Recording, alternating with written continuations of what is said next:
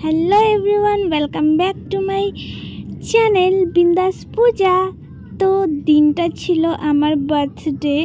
सेदिन देखतेई पाच्छो एखाने सबकिछु शुरू हये गेछे आर कि। आमाके प्रथमे आशीर्वाद करा हलो, तारपरे आमी केक काइटे फेलछिलाम। तारपरे एक एक करे सबाई आमाके आशीर्वाद करतेछिलो आमार बड़ोरा, माने आमार ठाम्मी, दादू, तारपरे होच्छे गिये बड़ो मा, तारपरे काकी, आमार मा, तारपरे आमार किछु फ्रेंड्सराও आसछिलो और होच्छे गिये कि बोले एटाके आमार जिजुও आसछिलो। दिदी आसते पारे नाई कारण दिदिर एकटा प्रब्लेम छिलो तखन, एखन সেই प्रब्लेमটা सल्व হয়ে গেছে। মানে ওইটা দিদির প্রেগনেন্ট ছিল, এখন দিদির বেবি হয়ে গেছে। তো এটা আমি অনেক দিন পর আজকে পোস্ট করছি ভিডিওটা। আমি ভাবি নাই যে পোস্ট করব। আর এই যে ইনাকে দেখতে পাচ্ছেন, ইনি হচ্ছে আমার জিজু।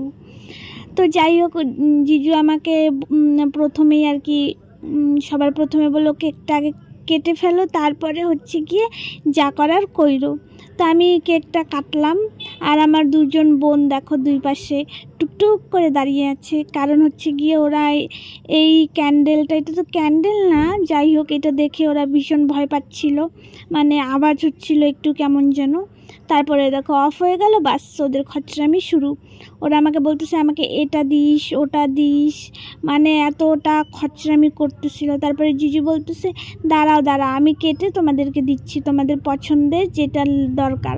আর ছোটোটাকে দেখতেই পাচ্ছ কতটা মানে এক্সাইটেড খাবার জন্য। মানে ওরা এমনি কিছু খাবার খাইতে এতটাই ইসে করে না, মানে এত জ্বালায় বাড়ির খাবার খাওয়ার সময়।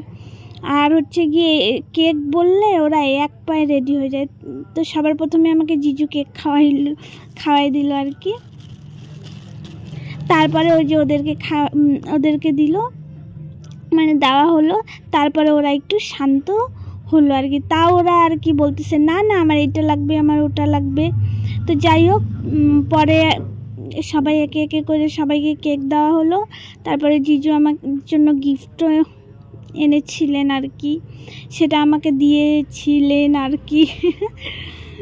যাই হোক, ওইটা আমি পরে এক সময় তোমাদেরকে দেখাই দেবো।